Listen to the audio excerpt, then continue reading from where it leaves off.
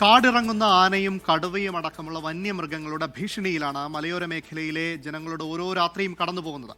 സുൽത്താൻ ബത്തേരിയിലെ ആദിവാസി ഉന്നതിയിലെ ജനതയുടെ ജീവിതവും തെരഞ്ഞെടുപ്പ് വിശേഷങ്ങളും തേടിയുള്ള യാത്രയിലാണ് മിസിസ് ആൻഡ് മിസ്റ്റർ സവാരി ഗിരിഗിരി.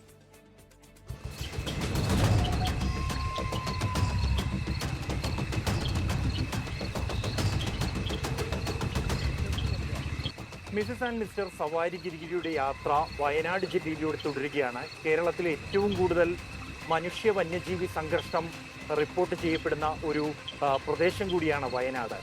വയനാട്ടിലെ ഇല്ലിച്ചോട് എന്ന് പറയുന്ന മേഖലയിലാണ് നമ്മളിപ്പോൾ ഉള്ളത്. ഇവിടെ നിരവധി ആളുകൾ താമസിക്കുന്ന മേഖലയാണ്. ഒപ്പം രാത്രിയാണ് നമ്മളുടെ ഈ യാത്ര തുടരുന്നത് എന്നുള്ളതാണ് അല്ലേ ബൽറാം? അതെ, രാത്രി ഏറെ ഭീതിയോടെ ജനങ്ങൾ ജീവിക്കുന്ന ഒരു പ്രദേശം കൂടിയാണ് ഇവിടെ.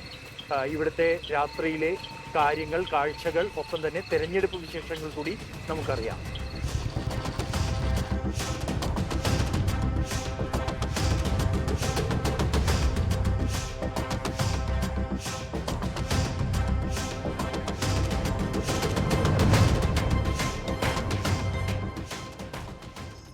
ഞങ്ങളുടെ കയ്യിന്റെ ആൾക്കാരേട്ടോ MLA-ക്കാണ് ഞങ്ങൾ വോട്ട് കൊടുക്കുന്നത് പണ്ടേ മുതൽ. മുഖ്യമന്ത്രി ആഗ്രഹം ഏതെങ്കിലും നമുക്ക് സഹായം കിട്ടുന്നില്ല. നമുക്ക് നല്ലത് ചെയ്യുന്നവര് വരണം എന്നാണ്. പിന്നല്ലാണ്ട് നല്ലത് ചെയ്യുന്നതല്ലേ നമുക്ക് പറയാൻ പറ്റുമോ? വീട് വേണം, എനിക്ക് വീടിന്റെ കാര്യം കിട്ടിയിട്ടുണ്ട്, MLA തന്നിട്ടുണ്ട്. അതെ, തന്നിട്ടുണ്ട്. അതൊക്കെ പിന്നെ ഇപ്പൊ പണി കഴിഞ്ഞിട്ടില്ലെന്ന് മാത്രം. ഒരു കിണറ് തിരങ്ങി ഇരയ്ക്കൊന്ന് കിട്ടണം. വെള്ളത്തിന്റെ ആണ് എനിക്ക് ഭയങ്കര ബുദ്ധിമുട്ട്. കിണറും അല്ല, ഈ പൊതുവെ ഇവിടെ ആനശല്യോ മൃഗശല്യമുണ്ട്. പണ്ടൊക്കെ കുറവായിരുന്നു, ഇപ്പൊ പിന്നെ കൂടുതലുണ്ട്. പണ്ടൊക്കെ വിളിക്കുമ്പോ വച്ചുവിടുമ്പോ ഇങ്ങോട്ട് മാറുമായിരുന്നു. ഇപ്പൊ നേരെ ചിലപ്പോ ഇങ്ങോട്ട് തിരിയും. അതൊക്കെയുണ്ട്. തെരഞ്ഞെടുപ്പാണല്ലോ, എങ്ങനെയാണ് ആവശ്യങ്ങൾ, ആർക്കാണ് സാധ്യത? പറഞ്ഞ പോലെ നല്ലത് ചെയ്യുന്നവർക്ക് നമ്മളിപ്പോ അങ്ങനെ അറിയില്ലല്ലോ. നമ്മൾ ചെയ്യുന്നവർക്ക് ചെയ്യും. ആരാ നല്ലതെന്ന് നമുക്ക് പറയാൻ പറ്റില്ല. നല്ലത് ചെയ്യട്ടെ എന്നാണ് വിചാരിച്ച് നമ്മൾ ചെയ്യുന്നത്.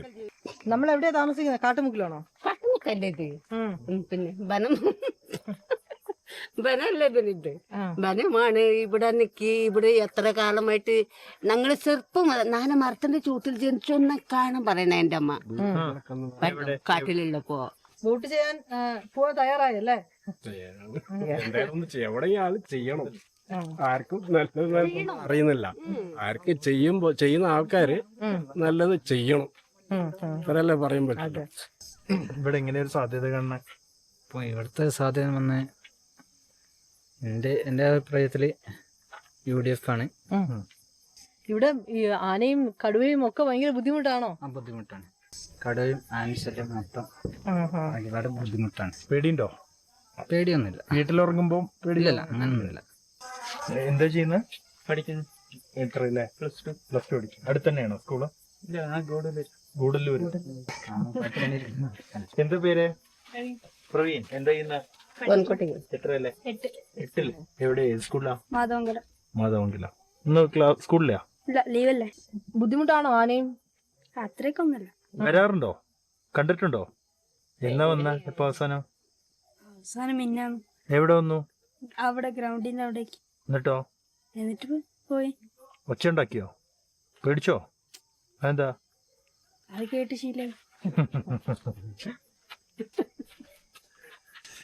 എന്തായാലും ഈ ഒരു കാടിനോട് ചേർന്ന പ്രദേശത്ത് താമസിക്കുന്ന ഈ ഒരു ജനങ്ങളെ സംബന്ധിച്ചിടത്തോളം ദിവസവും വന്യമൃഗങ്ങളെ കാണുന്ന ഒരു സാഹചര്യമാണ് ഉള്ളത്. അവർക്ക് അവരുടെ ജീവിതത്തിന്റെ ഭാഗമാണ് എങ്കിൽ പോലും ആശങ്ക ഇപ്പോഴും ഉണ്ട്. ആ ആശങ്ക തന്നെയാണ് അവര് നമ്മളോട് ഈ രാത്രികൾ ഓരോ ദിവസവും രാത്രിയാവുമ്പോഴും ഈ ഒരു ആശങ്ക അവരുടെ ഉള്ളിലുണ്ട്. എങ്കിൽ പോലും അവർ ചില അവരുടെ ആവശ്യങ്ങൾ കൂടി പറയുന്നുണ്ട്. അമ്മ പറഞ്ഞതുപോലെ അവർക്ക് വെള്ളം ഉൾപ്പെടെയുള്ള ആവശ്യങ്ങൾ വേണം എന്നൊക്കെ അവർ പറയുന്നുണ്ട്. എന്തായാലും ഇവരുടെ ആവശ്യങ്ങളും കേട്ടറിഞ്ഞ് ഇവരുടെ ജീവിതവും കണ്ട് നമ്മുടെ യാത്ര തുടരുകയാണ്.